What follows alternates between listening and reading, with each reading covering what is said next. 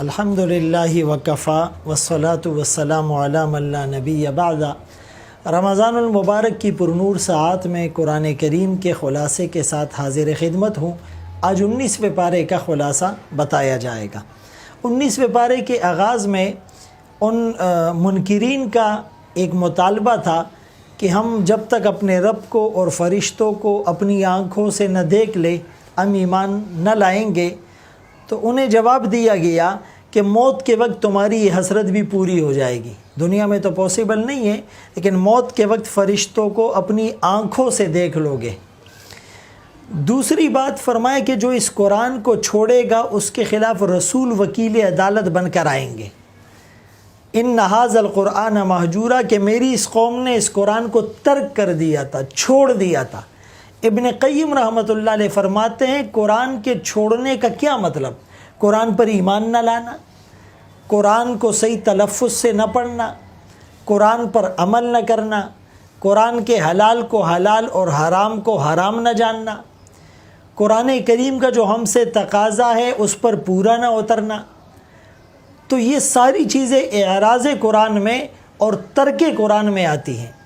اسی طرح اس سورہ فرقان کے آخر میں عباد الرحمن، اللہ کے نیک بندے کون سے ہیں، ان کی صفات بتائی گئی۔ یمشون علی الارض ہونا، زمین پر آہستگی کے ساتھ چلتے ہیں، کسی جاہل سے سامنا ہو جائے تو سلام کہہ کر راستہ الگ کر لیتے ہیں، ساری رات اپنے رب کے سامنے سجدے اور قیام میں گزارتے ہیں، جہنم سے بچنے اور بچاؤ کی تدبیریں بھی کرتے ہیں، دعائیں بھی مانگتے ہیں، اور اس کے علاوہ وہ زنا نہیں کرتے، وہ قتل ناحق نہیں کرتے، وہ جھوٹی گواہی نہیں دیتے، اور ساتھ ساتھ وہ اپنی آل اولاد کے لیے، اپنی ازواج کے لیے نیک بننے کی دعائیں کرتے ہیں۔ صرف دعائیں نہیں، اس کی تلقین کے ساتھ ساتھ عملی مشق اور کوشش بھی کرتے ہیں۔ اس کے بعد سورہ شعراء ہے جو 227 آیات 11 رکوع پر مشتمل ہے۔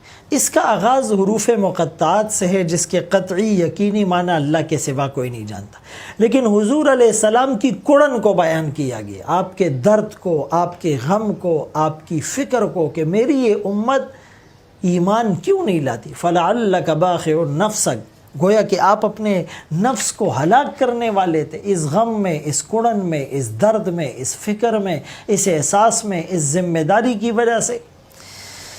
موسیٰ علیہ السلام اور ابراہیم علیہ السلام کے قصے بھی ہیں، اور موسیٰ علیہ السلام کی وحدانیت کی دلیلیں اور دعائیں بھی ہیں۔ اذا مرضت فهو یشفین، یمیتنی ثم یحیین، اطمع ان یغفر لی خطیئتی یوم الدین، رب هب لی حکما والحقنی بالصالحین واجعل لی لسان صدق فی الآخرین واجعلنی من ورثة جنة النعیم واغفر لی ابی انه کان من الضالین ولا تخزنی یوم یبعثون۔ اے اللہ میں بیمار ہوتا ہوں، شفا آپ دیتے ہیں، زندہ آپ کرتے ہیں، موت آپ دیتے ہیں، بخشش آپ کرتے ہیں، حکومت آپ دیتے ہیں، نیک لوگوں کی صحبت آپ دیتے ہیں، مغفرت اور بخشش کے ذریعے آپ بہاتے ہیں۔ نوح علیہ السلام، ہود علیہ السلام، صالح علیہ السلام، لوط علیہ السلام، شعیب علیہ السلام کی قوم کا تذکرہ ہے۔ پھر سورہ نمل ہے جو 93 آیات 7 رکوع پر مشتمل ہے۔ نمل چیونٹی کو کہتے ہیں۔ سلیمان علیہ السلام کو اللہ نے پرندوں پر، جانوروں پر، ساری مخلوقات پر حکومت دی تھی۔ لشکر جا رہا ہے، ایک چیونٹی چیونٹیوں کی فکر کرتی ہے کہ اے چیونٹیوں ادخلوا فی مساکنکم، اپنے بلوں میں گھس جاؤ، لا یحطمنکم سلیمان و جنود، سلیمان علیہ السلام کا لشکر تمہیں پاؤں تلے روند نہ ڈالے۔ اب ایک چیونٹی چیونٹیوں کی فکر کرے، رب کو اتنا پسند آئے قرآن کا حصہ بنائے، قرآن میں سورت کا نام نمل پر رکھ دے۔ اسی طرح انسان انسانوں کی فکر کرے گا تو اللہ کتنا راضی ہوں گے۔ ہدہد پرندہ دربار میں حاضر نہیں ہے، سلیمان علیہ السلام نے کہا اگر کوئی بہترین معقول ریزن لے کے نہیں آیا سخت سزا دوں گا۔ اس نے آ کر ملکہ بلقیس کی خبر دی، وہ پوجا کرنے والے ہیں سورج کی، اور ان کی ایک اپنی خدائی ہے۔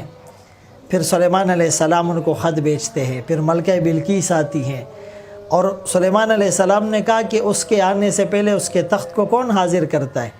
ایک عفریت من الجن، جن نے کہا کہ میں آپ کی اس مجلس برخاست ہونے سے پہلے اس کو حاضر کر دوں گا 2-3-4 گھنٹے میں۔